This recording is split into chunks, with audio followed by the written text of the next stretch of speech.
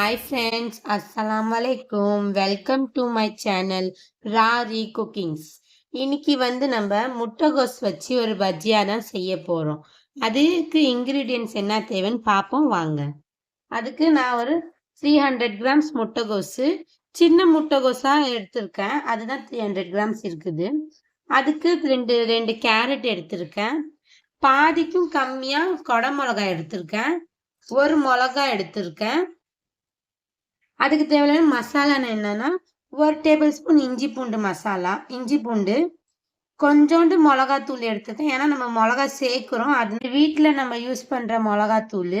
இது garam masala 1 table spoon எடுத்திருக்கேன். இது காஷ்மீரி மிளகாத்தூள் எடுத்திருக்கேன். இது 1 டேபிள் ஸ்பூன்.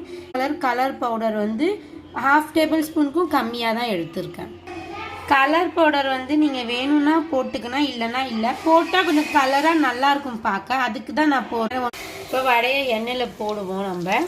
இதில் நான் ஃப்ரெண்ட்ஸ் இன்னும் 1 டேபிள் ஸ்பூன் அரிசி மாவு கலந்துக்கிட்டேன். எனக்கு கொஞ்சம் பிரிகிற மாதிரி ஃபீல் ஆச்சு.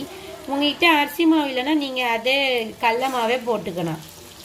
சின்ன சின்ன உருண்டையாக போடுவோம். பெருசாக போட்டால் நல்லா உள்ளே வேகாது. அதனால் சின்ன சின்ன உருண்டையாக போட்டுக்குவோம்.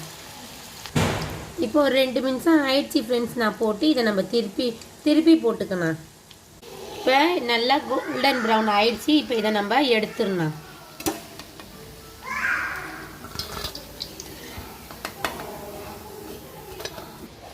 இப்போ பாருங்கள் எவ்வளோ சாஃப்டாக வந்திருக்கு பாருங்கள். இப்போ இதை நம்ம ஒரு பிள்ளைங்களுக்கு ஈவினிங் ஸ்நாக்ஸ் கேட்குதுன்னா சட்டு புட்டுன்னு இருக்கிற வீட்டில் காய்கறி வச்சு சூப்பராக ரெடி பண்ணி தந்துன்னா நீங்களும் உங்கள் வீட்டில் எல்லாருக்கும் செஞ்சு தந்து உங்கள் பிள்ளைங்களுக்கு செஞ்சு தந்து என்ஜாய் பண்ணுங்கள். மீண்டும் வேறு ஒரு வீடியோவில் சந்திப்போம். பாய். அஸ்ஸலாமு அலைக்கும்.